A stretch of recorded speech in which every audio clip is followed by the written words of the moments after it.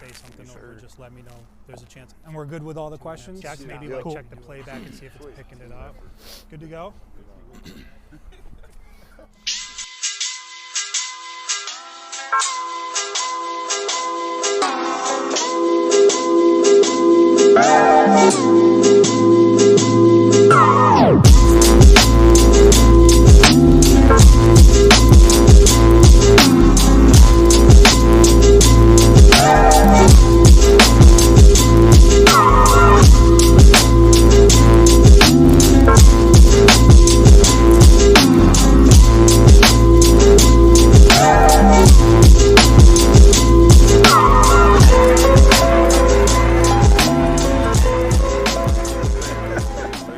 All right, so this year you're going in, you've got a full year of experience under your belt. You made some big plays in 2021, and a lot of people think you're the guy that's ready to take the next big step.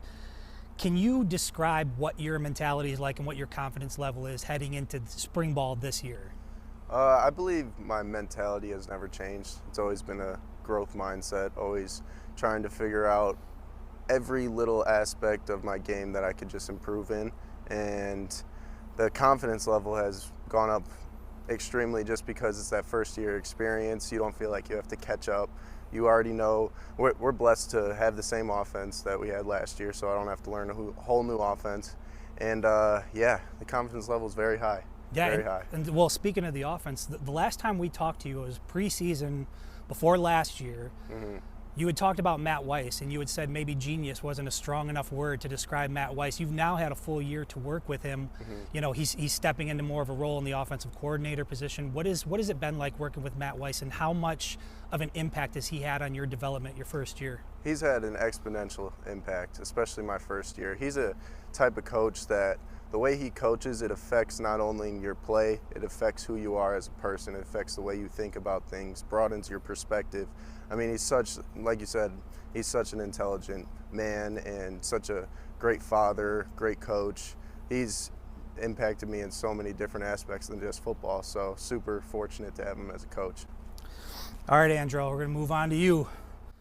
You had a pretty big game in East Lansing, and I know that you guys didn't get the result that you wanted during the season, but to come from East Lansing, I think you're the record holder at East Lansing High School for yards in the season, or is it career yards or yards in the season? In the season. Yards in the season. So to put out that kind of performance in East Lansing, that had to feel pretty good. Can you just describe like what that moment was like for you to do that in that venue? Well, that week at practice was huge for me because I called it homecoming, just like returning back home. Really, it was just a mixture of like building confidence, my teammates trusting in me. It just really felt good to be able to go out there and just like getting opportunity balls, getting balls like we haven't practiced in practice, getting those in the game. It all just came together, and it was great. So you're out there on the field, you're snagging balls off of people's heads. You're fast. You look like the fastest guy in the field. A lot of fans walked away from that game saying, "Where the hell was that?" Like, we know that Andrel Anthony has this. Was it something specific about that game schematically that allowed you to do that, or is it simply just a matter of putting the ball in your hands? It was just timing, really. I mean, like, never rush it. I mean, yeah, you might feel like your timing should have been before, but I mean, everything is God's plan, and like, everything happens for a reason. So basically, that pushed me harder in practice every day, just to really motivate me because I really wanted to see the field. Yeah. Your thoughts on Ron Bellamy taking over, coming to be a wide receiver coach? I know that he was working with the DBs for a little while. Yeah. Just speak on that a little bit. I love it. I'm glad. I've been doing drills with him for a couple of weeks in the off season. I talk to him here and there because he has a lot of input, different drills and techniques to use, and he helps with punt return, which I do as well at practice, and like he brings the energy, so I love it. I'm all for it. All right, Donovan, your turn. You're somewhat of I look at you as like a Swiss Army knife type guy. You can do a little bit of everything. You can run, you can throw, you can catch. I'm curious, as you look at your career moving forward at the University of Michigan, do you envision yourself settling into more of like a traditional role, or do you expect to expand on those things that you bring to the game? I guess I believe that like I wouldn't like necessarily put myself in a traditional role as a running back. Like definitely like you know, like put me anywhere on the field to help the team win. If that could be through running back, putting me in a slot receiver or something like that. or like, you know, like having like a game plan, put like not like even a game plan, but just like, you know, like an empty set to try to get me the ball or something. Like, I'm all for it. I'm all for like improving myself to help the team win, improving myself for the people around me, so we can all just get better and all be more dynamic. Well, speaking of dynamic, the play in the Big Ten championship game was obviously dynamic. I know that's not the first time you've done something like that. What did that moment feel like? It was a great feeling after the fact for sure. But like, you know, like before the play call had happened, like, you know, I knew we were gonna like call, you know, a trick pass play or whatever, you know, like sometime in like first quarter, first series, whatever. But like what was going through my mind was just like, you know, like just be calm, you know, like it's a big moment right now. You know, it's just like I've lived these moments before already. So it's just like, you know, just like calm myself, and then, you know, like whatever is gonna happen is gonna happen after that. So, I mean, you had pressure bearing down on you, right? Are you nervous that you got this guy coming by? When you see a throw like that, does it make you think twice? You're like, shit, Donovan, like that's good, but chill a little bit. I'm very happy to see it. I'm very happy to see it. It just adds to the betterment of the team. Yeah. Last question I have for you specifically, Donovan, is, you know, a lot was made when Mike Hart came back to Michigan, given his history with the program.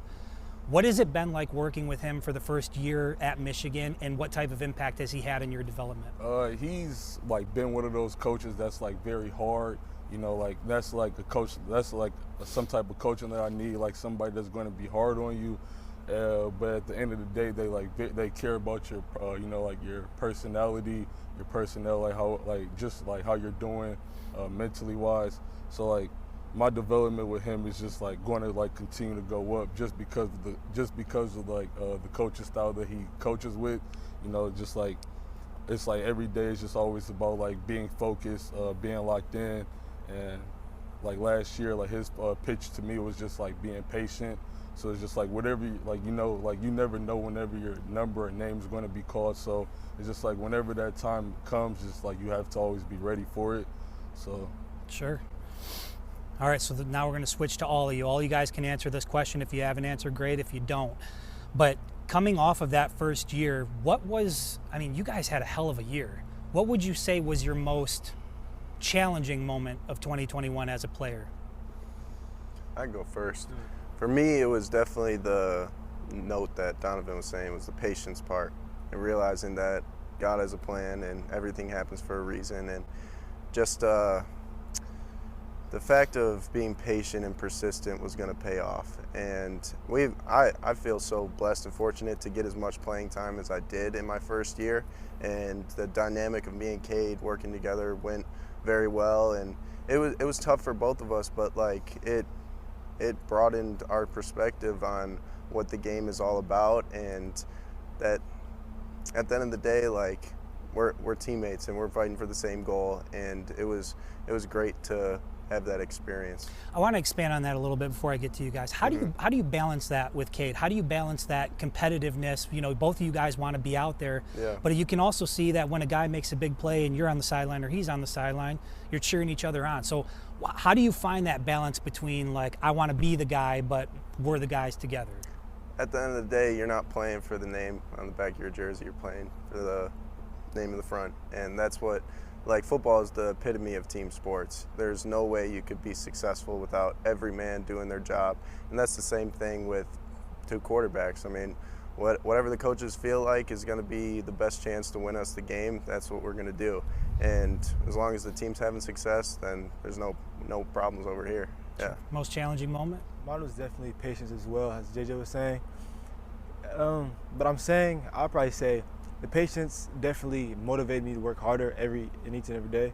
Like, just doing everything that you could do, but like even maybe you didn't get the time you wanted, you didn't get this play, you didn't get that play. I mean, it just motivated me more. So that definitely developed me more into a better player, a better teammate.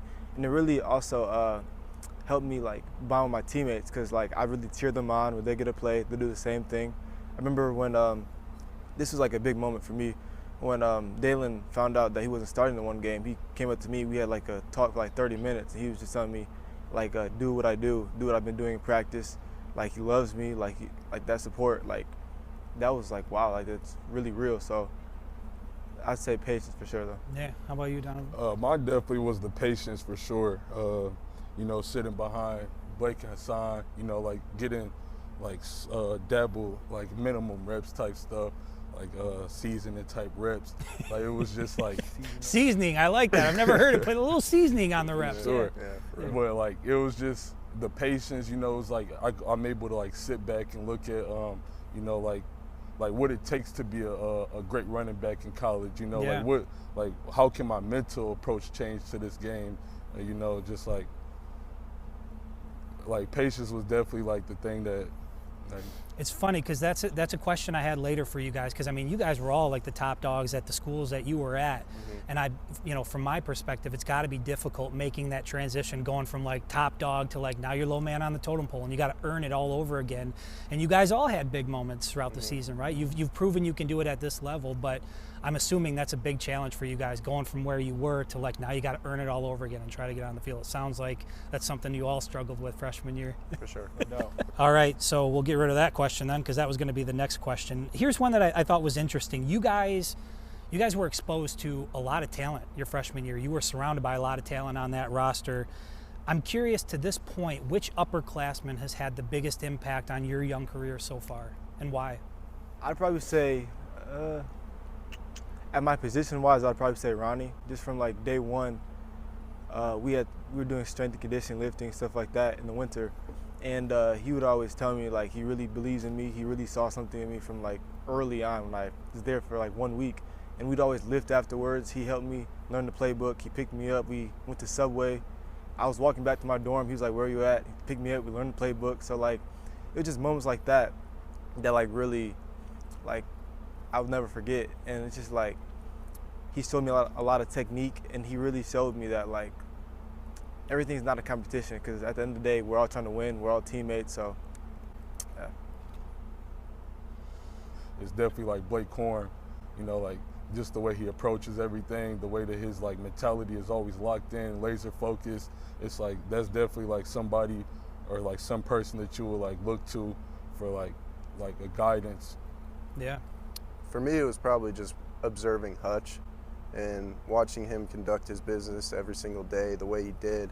That was just super inspiring to see, and the kid's definitely blessed with some amazing genetics, but it's Yeah.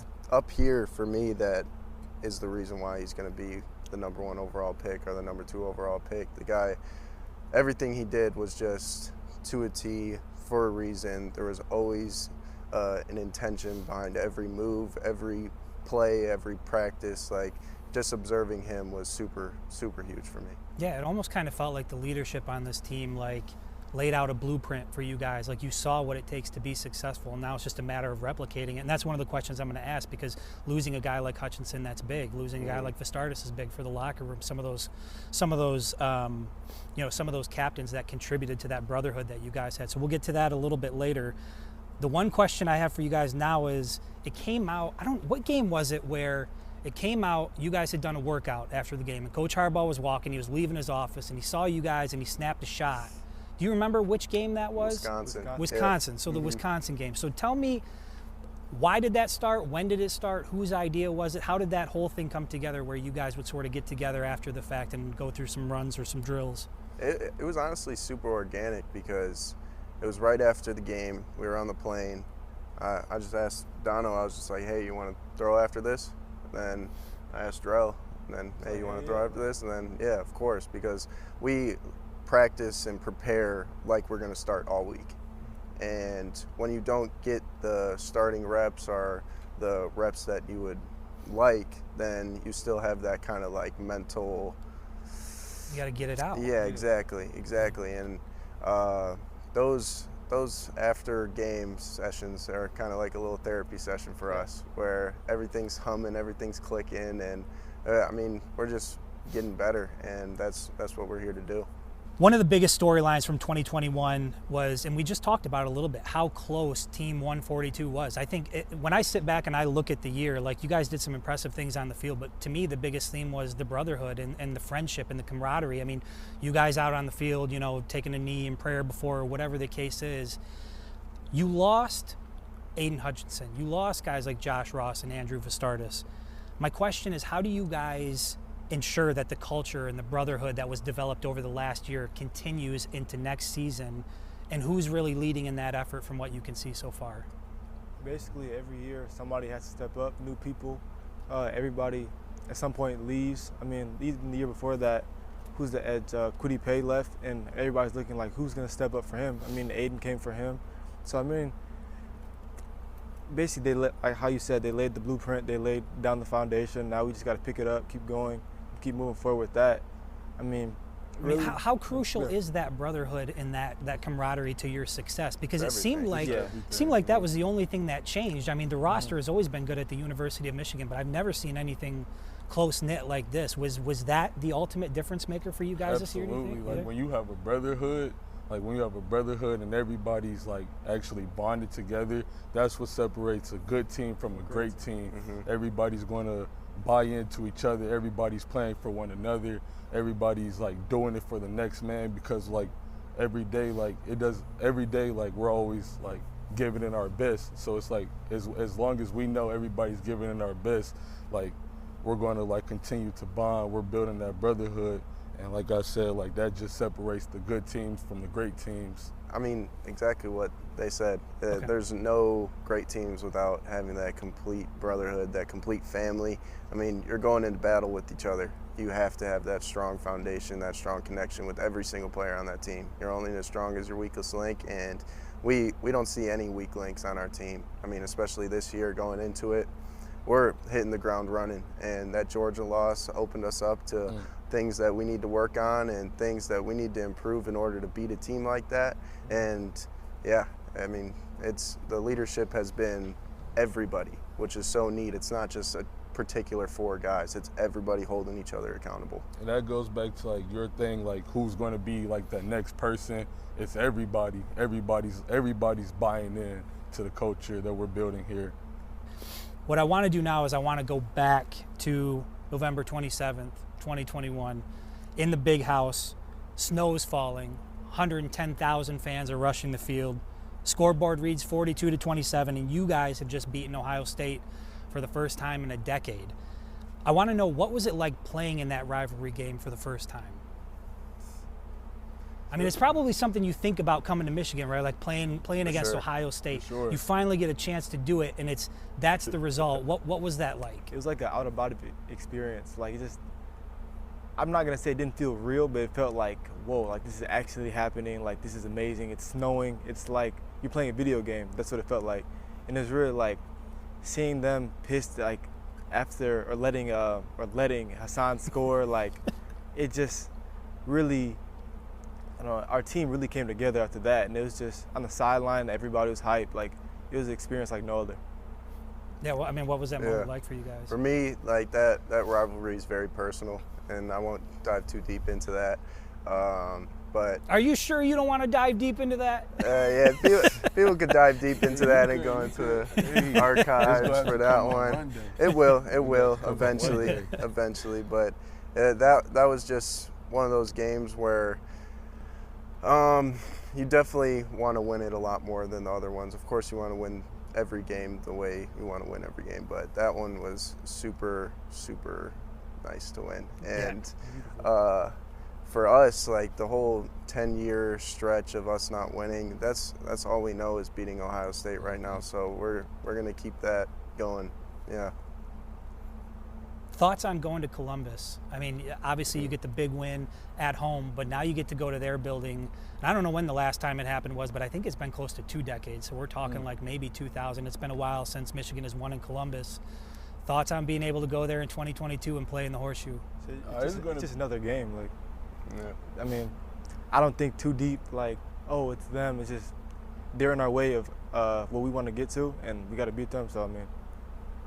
I'd say just like what Drell said, like it's just another game. Like it's a game that we want to win, and like usually like whoever's the winner of that is gonna go to the Big Ten championship. But like playing inside the Horseshoe, like I've been to a couple of Ohio State games during my recruitment, and it's just like the atmosphere is like it's a like a good atmosphere to be in, and it's just like when you play, like when you're gonna like go up against them, scratch it. See what talking about Ohio State does to these guys? I mean, I feel like they're ready to go right now. I got some things that I just can't say. Yeah, right, yeah. Some things I just can't say right now. Yeah. We'll keep that for the after hours show. The one thing I want to touch on, and we talked about it a little bit before we started recording, but that photo of the three of you guys after the Georgia game, or the video that came out where you're all standing there, you know, the college football semifinal's over, you're watching Georgia celebrate, they're moving on to the national championship. I just want to know what was going through your mind as you're standing there watching the Bulldogs celebrate. What are you guys thinking? Basically, I don't want to feel that same like pain that I felt after that game. Motivation. Basically, really just using that feeling I felt after that game, and like whenever I don't want to do extra work, thinking about that, like I don't want to feel like this again. Doing everything I can to possibly give myself and the team the best chance not to feel like that. Yeah, for me it was just taking that all in and using it, kind of like transmuting that energy into the off season and really using it as a foundation of motivation for this year, and realizing like, man, we're this close, and we know what it takes to get there. And it was definitely like towards the end of the game, you never want to think that the game's over until that clock hit 0, but as it was approaching, like that last drive where I threw him the touchdown, and it's just kind of like we don't have enough time, that was something that came to my mind, like I need to soak this one in. I need to really just embrace this energy and let it fuel us for this off season. What was going through my mind is just like, can't let it happen again. You know, like what like me watching them, you know, celebrate, you know, holding up the Orange Bowl trophy. It's just like, won't let this happen again. Like we know what it takes. We understand like the hard work that we have to put in. But like I'm just gonna, like what I was thinking about was just using it as fuel for this off season, working working from 10 times harder to working 100 times harder, just like just off of like that memory of you know, me or us all standing there together, and just like one day like we're gonna be in this situation again, and next time we're gonna win. Yeah, it was neat seeing Blake Corum out there too, and Mike Morris, and JJ McCarthy. Like it was really awesome to see them there too. Doing the same thing. Because it shows like what type of mindset that they have. Mm-hmm. And then obviously Blake's going to be one of those big time leaders that's coming back in the locker room. And so, you know, you love to see something like that. I'm going to switch gears a little bit just because it was big in the news, and everybody was wondering what was going to happen. And now Coach Harbaugh is obviously coming back to Michigan, but we know what it's like from a fan standpoint, or when you're on the outside looking in. Like, we know what that experience is like. But from a student athlete, you know, when the head coach is out looking for other jobs or exploring other opportunities, what is that experience like for you guys? Is it as chaotic as it seems like from the outside looking in, or what's the impact? I guess like the way that we think about it is just like we can only control what we can control. Like, you know, Coach Harbaugh going out to looking for like, you know, another job, or like, you know, just like what I'm looking for, just like being open to it. It's just like, congratulations, you know what I'm saying? Like anybody would like, you know, like being like, we like, it's lovely and it's great that Coach is in like, you know, the situation to be able to look for other jobs. But, you know, like we're here in Michigan, like we have a workout next week, we have a workout tomorrow. So it's just like we're just going to like work hard like every single day, because like regardless if Coach comes back or not, like we're going to be the ones that's playing at the end of the day. Mm-hmm. Obviously the news comes that he's going to come back. How big is that for what you guys are trying to accomplish? Obviously you built a lot of momentum in 2021. How important, how crucial is it that he's back and you have some continuity there? That's huge, honestly, because I think he's the best head coach in the country, and him being on our squad, that's only going to bring success. I mean, there was a vision that he had for the University of Michigan, and I feel like these past couple years have finally been what he's been bringing to fruition. But it's like it's great that coach is coming back though, because like, you know, he's the one who's been like bringing all this momentum for the past 7 years, and it's like what Jay said, it's like great that like now like we've won the Big Ten championship, we finally beat Ohio State, like we have a lot of momentum. Coach has a lot of energy and a lot of positive momentum, so like it's just like all we're doing is just moving forward, pushing that train, just continuously working hard. And one of the guys that's presumably helping to push that train is Sherrone Moore. And Sherrone Moore, he might be, other than Jay Harbaugh, he might be the longest tenured coach on Coach Harbaugh's staff. He's been there for a little while, working his way up through, and now he's co-OC. And can you just talk about what is it that Sherrone Moore brings to the table that's going to allow him to be so successful in that position? Oh, it's that positive energy. It's that like he always, like every single day, like it's like he brings an enthusiasm, like Coach Harbaugh says to mankind. He brings that enthusiasm to mankind. Unknown to mankind. Unknown to mankind. And like he always brings like, you know, like when he was coaching the O-line, like the O-line were like very like enthused with him. Like they were always like on the same page with Coach Moore. And like now seeing him as like the co-coordinator, like all he's doing is continuously bringing that positive energy to the meeting rooms, and like always wanting to like help anybody regardless of like what position they play, like regardless if it's like O-line or, you know, whatever, like he's always there to help you.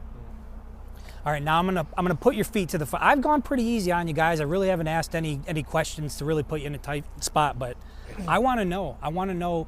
Jim Harbaugh is an interesting guy. We all know that from the outside looking in, but we don't get to work with him. We don't get to see him up close like you guys do. Give me some of the funny Jim Harbaugh stories that you've experienced over the first year. Maybe it was from recruiting, but is there a story you can pull that's like, that's a Jim Harbaugh story? You want to say it?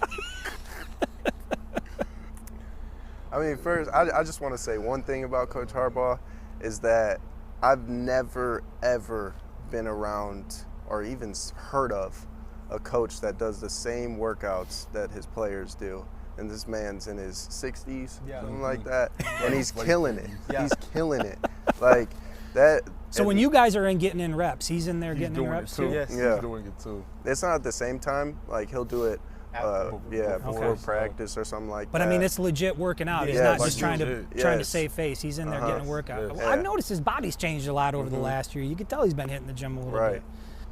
I mean, there's been multiple stories that have kind of been like that. It just shows like the gritty Midwest guy he is, and like the coach that I want to run through a brick wall for. And his stories just open up so much to who he is, and I'm open up the appreciation for him, honestly. Yeah. I'm just like very fond of him. Like he's one of those guys that I really like look to. Like he's like a very special dude. Like you would do anything for, you know, one of those guys. Yeah. So is it safe to say, because everybody was looking at like the whole NFL thing, like, oh, he's got to go, there's got to be some buy-in and he's got to earn it back. I mean, is it business as usual inside of Schembechler? For sure. Yeah, you got to. Yeah. Now, I talked to you guys a little bit about this earlier, but I want to ask, you don't have a ton of experience as collegiate athletes, but one of the things that happened last year was NIL, and you guys now have the ability to sit with people like us and have these conversations. And I'm just curious, after dealing with that for a year, what is, in your mind, some of the best things about NIL and some of the worst things about NIL? Oh, well, I'll say some of the worst things, it can be kind of distracting if you allow it to. You have a lot of people texting you saying, hey, can you do this for us? Can you do this, do that? Do you want to do this? Like, yeah, but you just got to make sure you don't forget what. Not me, though, right? No. Just in general. Like, you just got to make sure like that you get your priorities straight, that you know you're here to play football, you're here to make plays on the field, you're here to beat Ohio State. So, I mean, really, as long as you do that, you'll be all right, though. Yeah. I'd say one of the best things is it gives us an opportunity to make an impact that we weren't able to make without kind of bringing in some money to donate to certain hospitals like I have this past year, and be able to run camps to help kids out. And I'm not sure if you were able to do that just without compensation, but just like the ability to make a bigger impact than you would be before. Yeah, and I've even seen like guys like Blake Corum doing that. Like I think he was out delivering turkeys for Thanksgiving. So, I mean, it's really cool. And I think, you know, the negative would obviously be you have people reaching out to you all the time, but the positive is You've got people reaching out. There's opportunities now that weren't there before. So it's cool to hear that from your perspective, how you balance that all, because I'm sure that's difficult. And another topic that you guys seem to talk about often, I just saw a video of you, Donovan, saying something about it, but mental health. Mental health is a tough topic to talk about. I have suffered from depression for most of my life, and it even feels uncomfortable to say that out loud. But you guys have gone out of your way to sort of, use your platform to speak on it. I'm curious, how is your mental health tested as a student athlete in today's game, and why is it important for you to use your platform to sort of speak on that topic? Well, it's important to spread the mental health because, take you as an example. Like, you say that you were depressed. Like, nobody wants to be depressed. Like the basic law of living life is to have love and be loved and receive love from everybody. And that's the most important thing. Anybody could go through problems mentally. Old people, Wait, did you say old people? Not okay. you. Not I thought it was old people. Not you, G. Like you. No, we close to the same generation. We are. We're close. Yeah. You know what I'm saying? Always be positive, and that's something we definitely want to use our platform for it, and is making sure everybody's mentally okay. Adding off that, us talking about it as athletes, we kind of get the stereotype of jock, of hard wall up, and not many of us are vulnerable. And when we get up and talk about it, it helps make the kid that's suffering from depression or anxiety even more of a reason to get up and talk about it, because we're all going through something and it's completely normal. But the quicker you go out of your way to get help, the quicker you go out of your way to talk to somebody, do anything to make a positive improvement in it, that's all you can do, and that's just going to lead you in the right direction. I really like it too, especially since a lot of younger people look up to college athletes, stuff like that, and they can realize and they can connect. Oh, they have some stuff going on too. I'm not alone. So I mean, it really also brings some lets them feel like they're not alone as well. Looking ahead to 2022, you guys have lost some players. Hassan Haskins on the offensive side, a whole host of players on the defensive side. You're going to need some new names, new faces to step up. Not in terms of who the young guys are that just came in, but some of the guys that have already been there. Are there some guys that are under the radar that you can see that guy is next, that guy's going to fill a role, particularly maybe on the defensive side of the ball? Do you see anybody like that yet? Junebug. Of course, Junior Colson, but he was already named an All-American. We know the type of style of physicality he brings. He's one of those guys that's always bringing it. So I don't know. We're just, that's something that we're going to have to see. Something that time's just going to have to tell. Yeah, sure. Spring ball will show a lot. Spring ball. Yeah, but there's a lot of guys that have a lot of talent, so I'm very excited to see that. Yeah, and we talked about the young talent that came in, and I asked, guys like Will Johnson, Darius Clemens, C.J. Stokes. Mm-hmm. Who out of that group are you most impressed with by some of those young guys that are coming in for their first year? I'm kind of impressed by all of them to a point. All of them.